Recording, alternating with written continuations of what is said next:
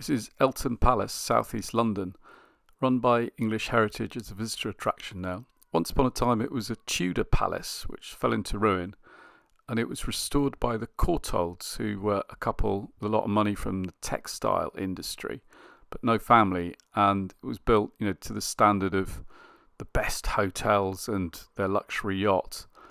And they had lots of friends who were, artists, designers who did different pieces of it. It's local to us, and we've been a lot, but not in a long time. We're there with niece and nephew, late teens, early 20s, and really just a nice place to hang out on a summer's afternoon. It's so long since we've been that we're a little disorientated by the skyline, so there's a whole new development in Kidbrooke. We were ready for the Canary Wharf cluster to look different, but the Shard and the City cluster have changed quite a bit. There's a linked video, a 3-minute short, which gives the story of our day and a bit of a tour of the house and the highlights.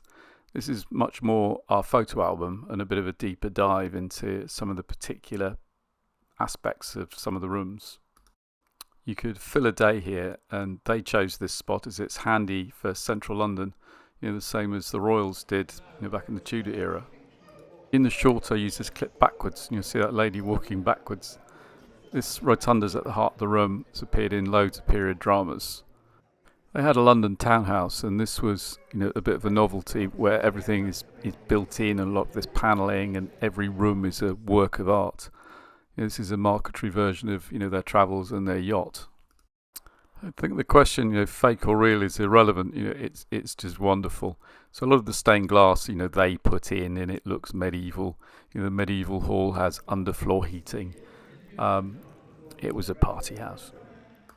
Off the main corridor between the hall and that rotunda is his library, and this, which is known as her boudoir, with built-in furniture and this wonderful concealed lighting. So it uses mirrors, so those straight lines stay still even as you walk across the room. It's quite disconcerting, but it's a wonderful space. Behind that sofa is her map room, where she'd plan all of her trips. One striking feature of the room, unfortunately it's quite faded, it'd be lovely if they get it restored, is this patchwork leather map of the local area. So we had fun trying to spot Lewisham Clock Tower and other stuff we know. That's the EastEnders bend in the river. All the clocks are built in and centrally linked to Greenwich Mean Time. This is his study. He was a decorated war hero in his early 30s, rifles and machine guns. He was first to climb the difficult side of Mont Blanc in 1919, which is where he met her. Apparently he was very quiet, and she quite the reverse. Down in the basement they tell the Second World War story.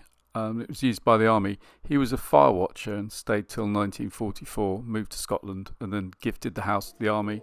The Education Corps used it into the 90s, and then English Heritage. Those are reproductions of pictures that they had in their London townhouse. We didn't know the difference between snooker and billiards, so that's a rabbit hole to run another time. Also in the basement, a dark room, and a lot of cine film they took. His job title was philanthropist, which gives you an idea of how much money they had. So there's a service corridor. We remember the tea room being down there, but not anymore. As well as a filming location, it's also a wedding venue. Previous visits, there's been a heavy emphasis on how unusual and how expensive telephones and telephone calls were. She had 2 nephews who lived with them, and they had the unbelievable luxury of a shower, the only one in the house, but only a cold shower. The swimming pool wasn't heated, so there were limits to their largesse. She had this ring-tailed lemur, which apparently was an utter menace, and an absolutely massive Great Dane dog. So a wardrobe with lights in. Okay, I'd do that for you now. Rabbit hole I'll run is, when Marie Claire started, they didn't know what a Batman was. It's a military servant. There's just so many layers to these sorts of days. For us, we remember different visitor routes. So there's bits that are open now that weren't then and then are now. Another time I'll find out who this guy was, but outside to the gardens, and we need to get home by this point. We were looking at explanations that bindweed is a bad thing as far as they're concerned. We've seen it celebrated as convolvulus elsewhere, something I love to see in other people's gardens.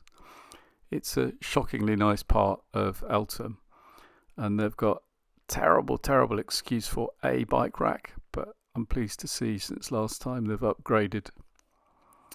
It's a magnificent, place to spend some time. Not cheap, but if you live local, get the annual subscription.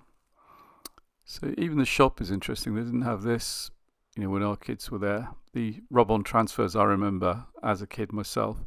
Custom Monopoly we used to. Custom versions of Risk Not. So there's a duck swimming backwards for you. It's a lovely sparkly light on the underside of the bridge we liked. A few people walking backwards for you. There's the medieval hall, and there's the curved frontage, and then the rotunda is just through there behind those two towers. It was called Like a Cigarette Factory by critics of the time. Anyway, it's a strong recommendation, and I hope you enjoyed that.